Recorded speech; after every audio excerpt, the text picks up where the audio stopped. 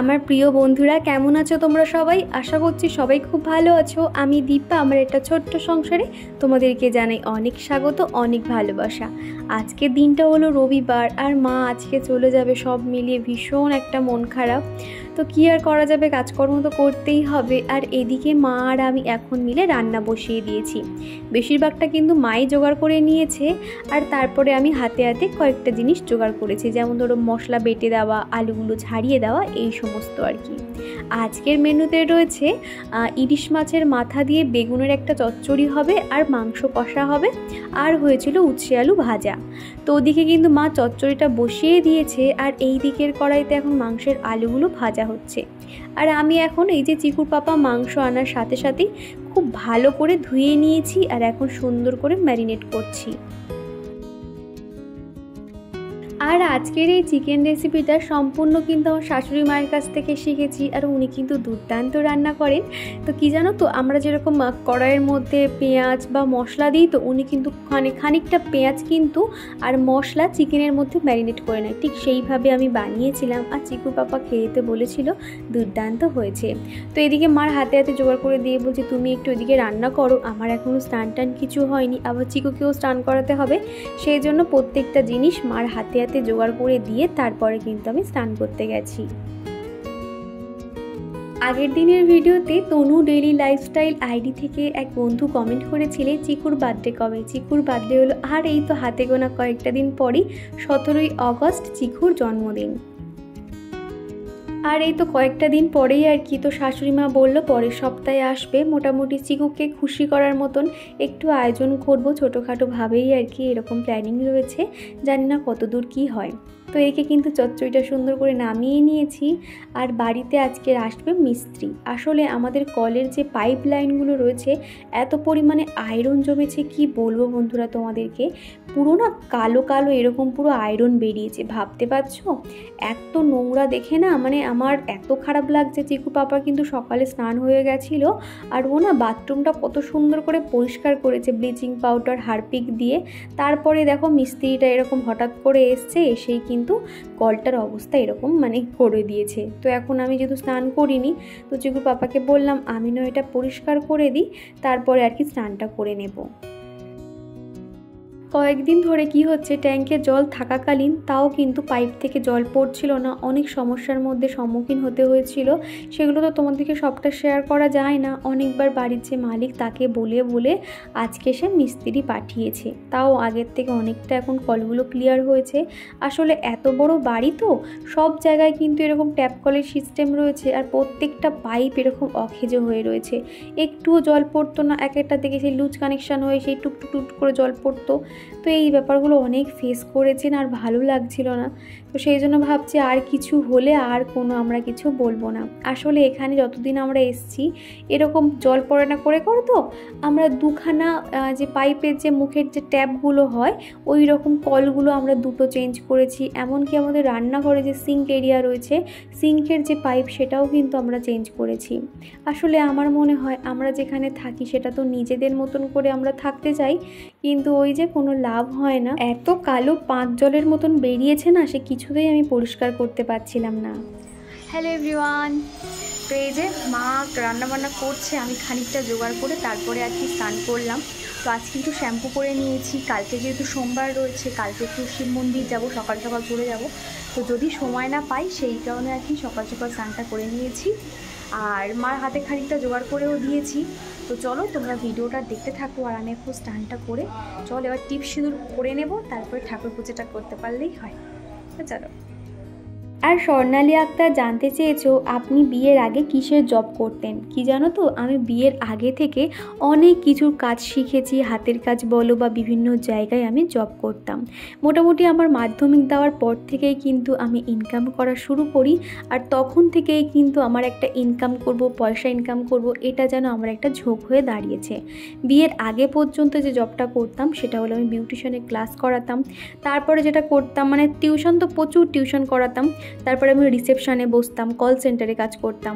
মানে এইগুলো আর কি বিভিন্নভাবে আমি নিজেকে ব্যস্ত রেখেছি। বিয়ের আগে পর্যন্ত যে বিউটিশিয়ানের ক্লাসটা করাতাম সেটা আমি প্রচুর মিস করি। আমার আন্ডারে 60 জন স্টুডেন্ট ছিল, মানে আমার থেকে অনেক বড় সিনিয়র, আমার মায়ের বয়সী এরকম অনেক স্টুডেন্ট ছিল।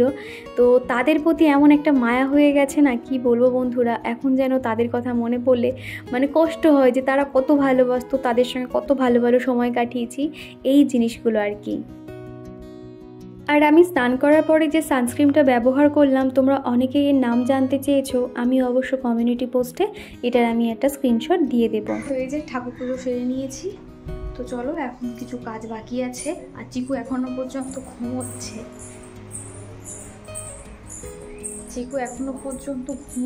বাইরে প্রচুর মেঘ করেছে, মনে হচ্ছে এক্ষুনি বৃষ্টি নামতে পারে। তো তার আগে চলো জামা কাপড়গুলো তুলে নিই। আমার সারাদিনের এই কাজকর্ম সেই সকাল থেকে রাত পর্যন্ত চলতেই থাকে, আর সেগুলো আমি তোমাদেরকে শেয়ার করে থাকি। আর তোমরা অনেকেই আমাকে বলো যে তুমি খুব লক্ষ্মীমন্ত মেয়ে। আসলে রূপে লক্ষ্মী, গুণে সরস্বতী ঠিক কতটা জানি না, তবে না ঈশ্বর আমার মধ্যে যে সংসার করার জন্য যে গুণগুলো লাগে সেগুলো কিন্তু দিয়েছে। আর তাই দিয়েই কিন্তু আমার সংসারটাকে সবসময় গুছিয়ে রাখার চেষ্টা করি। আর তোমরা এত আমার প্রশংসা করো, আমার চোখটা ভালো বলো, অনেকেই আছে আমার অনেক প্রশংসা করো। আসলে তোমাদের দেখার চোখটাই অনেক সুন্দর গো, সেই জন্য আমাকে তোমাদের এত ভালো লাগে। সকালবেলা এই ঘরটার অবস্থা কিন্তু ঠিক এরকমই হয়ে থাকে। চিকু না বিছানার মধ্যে সমস্ত খেলনা নিয়ে কিন্তু রাত্রিবেলা ঘুমোতে যায়, বারণ করলেও কিন্তু শোনে না।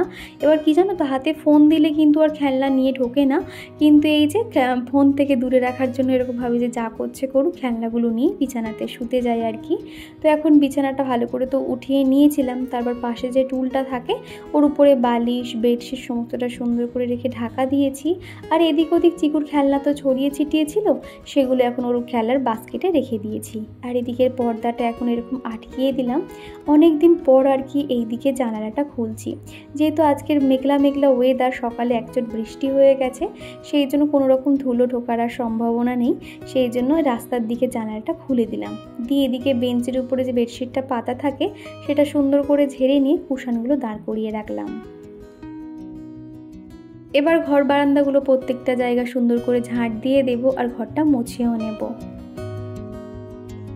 আর লাবণী বলেছো তোমার ভিডিও না দেখলে ভালো লাগে না, খুব ভালো লাগে তোমার ভিডিও দেখতে, খুব ভালো থেকো দিদি ভাই। অসংখ্য ধন্যবাদ লাবণী তোমাকে এত সুন্দর একটা কমেন্ট করার জন্য।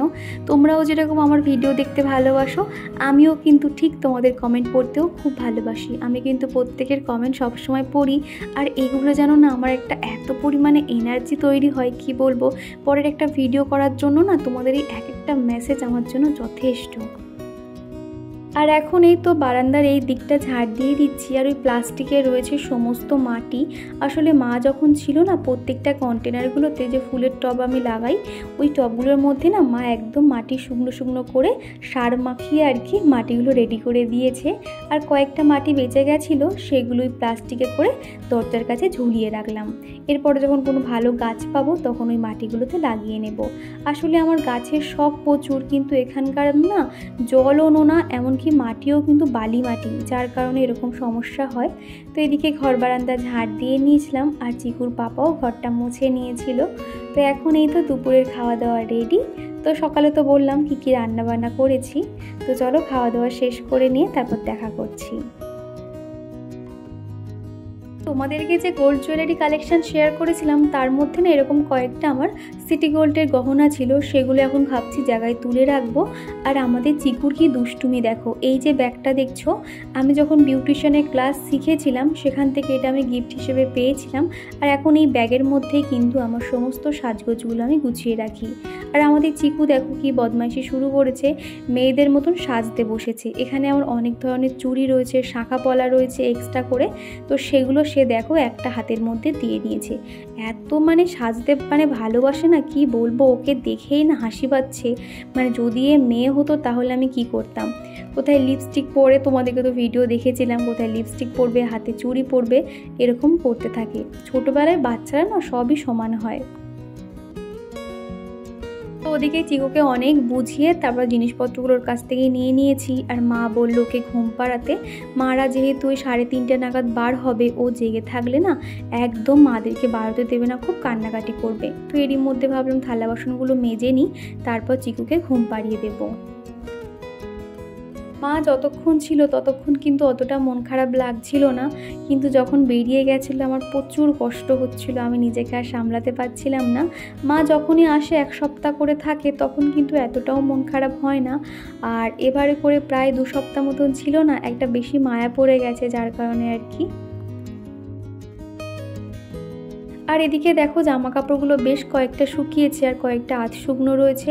যেগুলো আধ শুকনো রয়েছে সেগুলো এই গেটের ঠিক এই পাশটাতে মেলে দিচ্ছি, একটু পরে হয়তো সেগুলো একটু হাওয়াতে শুকিয়ে যেতে পারে। এরই সঙ্গে চলো আমার প্রিয় বন্ধুদের নাম নেওয়া যাক। প্রথমেই কমেন্ট করেছে স্বর্ণালী আক্তার, সাম্পু কিচেন ব্লগ, তনু ডেলি লাইফস্টাইল, সৌভিক ঘোষ, সোনিয়া মৌ লাইফস্টাইল, ললিতা মাইতি, লাবণী, মিষ্টুদীপ, তুলা দে, সুপ্রিয়া হোম ও সানসাইন। চিকু, ও চিকু কোথায় গেল? চিকু, চিকু কই?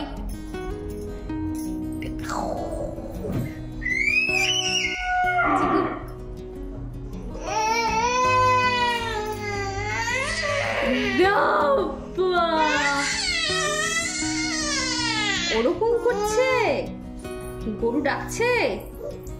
চিকু কোথায় গেল?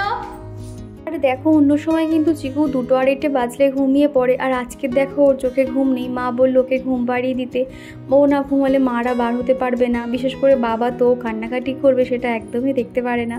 সেই জন্য ওকে জোর করে এক প্রকার হেঁকে বকে ঘুম পাড়িয়ে দিয়েছি। তারপরে কিন্তু মা বাবা বেরিয়ে যাবে। অনেকক্ষণ থেকে মারা রেডি হয়ে বসেছিল, শুধুমাত্র ও ঘুমালে শাড়ি টাড়ি পরে তারপর কিন্তু বেরিয়ে গেছে। খুব মন খারাপ লাগছিল আর বারবার শুধু বলছিল যে বাবু ওই বিছানায় যেহেতু একা ঘুমিয়ে আছে ওর কাছে আমাকে যেতে বলছিল।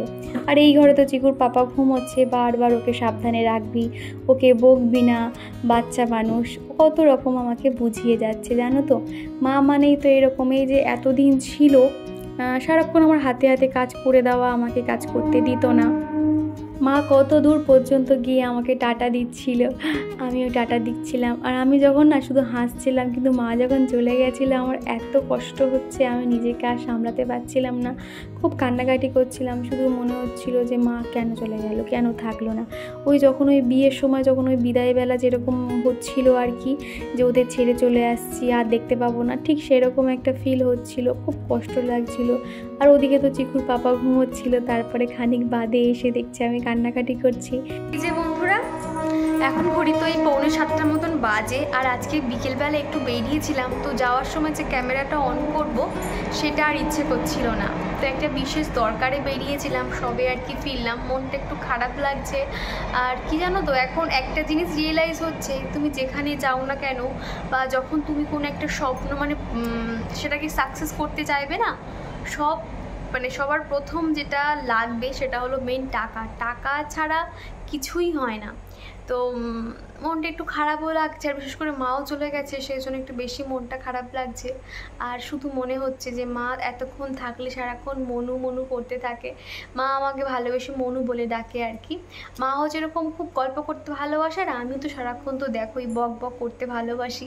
আর এখন সেখানে একা হয়ে গেছি, মাকে কোথাও দেখতে পাচ্ছি না, মনটা যেন একটু খারাপ লাগছে। মা ওই 7:30টার মধ্যে পৌঁছে গেছিলো আর কি, একটু আগেই আর কি বাবা ফোন করে জানালো। তো একটু খারাপ লাগছে সব মিলিয়ে। তো কী আর করা যাবে, হয়তো পরের মাসে মার ওখানে যাব, হয়তো ঠিক নেই এখনও। তো যাই হোক, তো চলো তোমরা ভিডিওটা দেখতে থাকো।